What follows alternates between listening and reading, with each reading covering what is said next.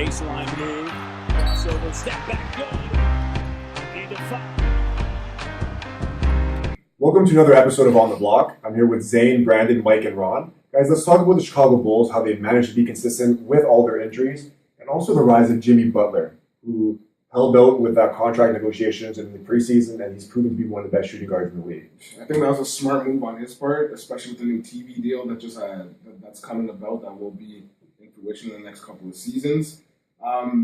Like we were talking about before the show, he's probably the best shooting guard in the league right now, or one of the best. In terms of overall game probably? Overall game, for sure. I mean, because I don't think that there's many other two guards, if any, that come to mind that have lockdown defense like him, coupled with the offense. Mm-hmm. I mean, however, they are pretty beat up right now. Chicago's always been an injury-plagued team. They've always managed to be able to pull through in the fire. However, right now they've been dealt a serious blow, but I do have faith in Thibodeau, and I do have faith in guys like Jimmy Butler. And then the other reserve players that they do have. I know last week I said their reserve players are going to be playing a lot of minutes and they're going to get worn down. But if there's one team I'd bet my money on, it would be Chicago. So I'm not too worried about them.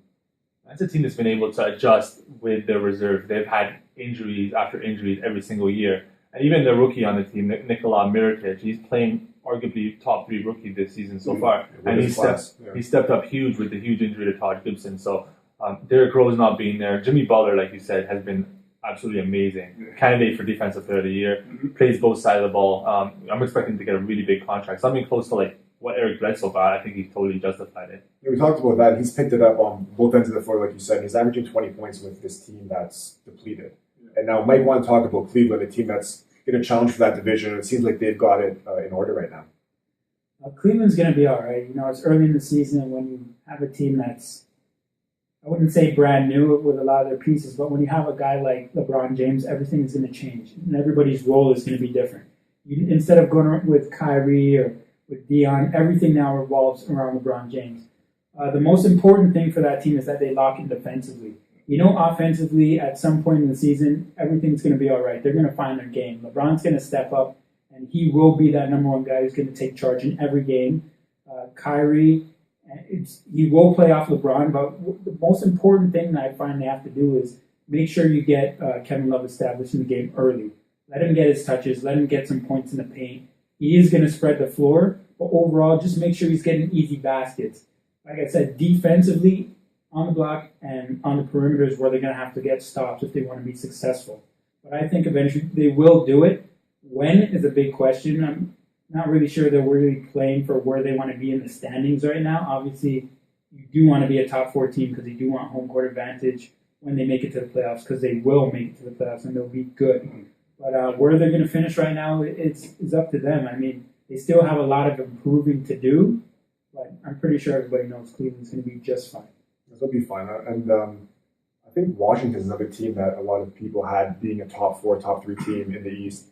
And now with Brad Beal back, they're coming off a big win against the Pelicans yesterday. Anthony Davis. They won by 2. Really close game. Beal looks good, too. And they've had their injuries, too, in the front court. I know that Nene missed another game. We talked about him always being injured. But they have guys that step up all the time. They threw in Chris Humphries to start, and he's doing a pretty decent job there for them. I think that's a team that you're going to have to look out for in the playoffs. And maybe a potential matchup with maybe the Raptors in the second round. That would be a really entertaining up-and-down matchup with both those backcourts. Second best front court in the East, that's for sure. I mean, behind a healthy Chicago, I would say. Yeah, I agree with that. It's definitely close, though, if we're talking. We're not mentioning the Raptors at all, though. That's what I was just going to say. It's close because Lowry and DeRozan, I mean, they're just off the charts right now. Yeah.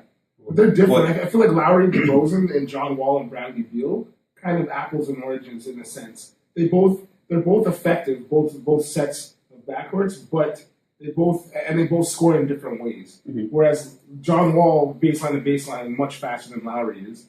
And Bradley in terms of offensively, his half-court game is exactly. not. Then his half-court game isn't. Mm-hmm. Whereas Bradley Beal can essentially shoot the lights out from the perimeter. Yeah, DeMar really can't. Like, he's a mid-range shooter, but he'll also break you down off the dribble. You know what I mean? And get to the line. They bring different things to the table. Exactly, but they're both dynamic. They're both two dynamic backcourts, and that would be an amazing.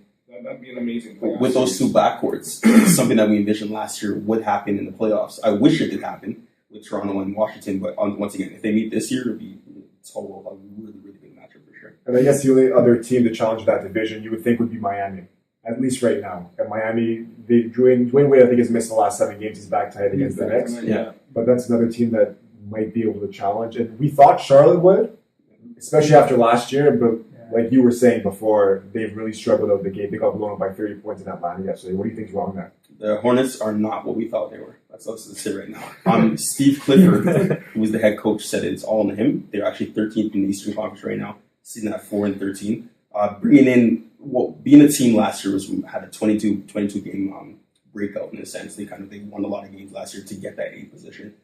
This year, bringing in Marvin Williams, bringing in Lance Stevenson, you would expect them to be flying in all cylinders, just connecting. They haven't done that. Kemba Walker's been taking a lot of ill-advised shots. Al Jefferson's not being included in the mix early enough and often.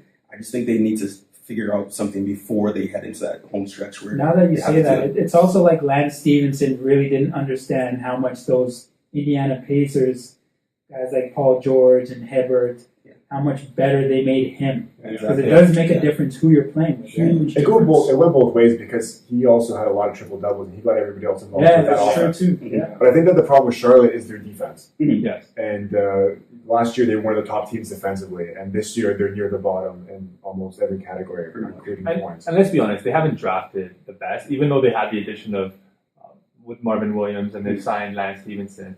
With their other draft picks, they've really missed. Like Cody Zeller, who's a projected number 1 pick, a huge player at Indiana, who never really Hairston. they never really materialized to more than bench players. Yeah. So a lot of the blame has to be put on MJ for the poor draft picks he's made. And I think Lance Stevenson's the kind of guy who's more of a utility guy. You can't build your offense around him because he's a really inefficient player who has really poor decision making. But he's able to do things like make some good plays passing wise, and also rebound the ball. But I don't think it's over for the Hornets, and I think they have a lot of changes to do to change the identity of the team. Just to counter what you're saying about MJ not picking the right players and whatnot, drafting Noah Vonleh, which is arguably in the NCAA one of the best power forwards. They're all like, he's picking good players when they're in the college, and transferring over, the transition into an NBA game is not the same. I think that's where that also has to do with your coaching staff as well, though. Oh, absolutely. And they're developing, but I think that their biggest miss might have been Kid Gilchrist when they took him 2nd overall, because who went 3rd that year? Brad Beal. Now imagine Brad Beal on that team. That's a totally different You can team. say that now.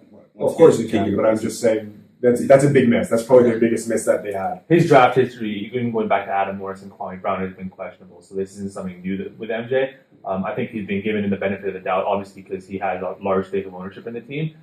But with the coach, as you said, reflecting on his shortcomings, MJ kind of has to do the same. Yep. Don't expect it to happen, but we have to say it like it is. Yeah. We're going to have to wrap this up right now with the East. When we come back, we're going to talk about DeMar DeRozan, his injury, and what's that going to mean for the Toronto Raptors, and also touch on the West when we return on the block.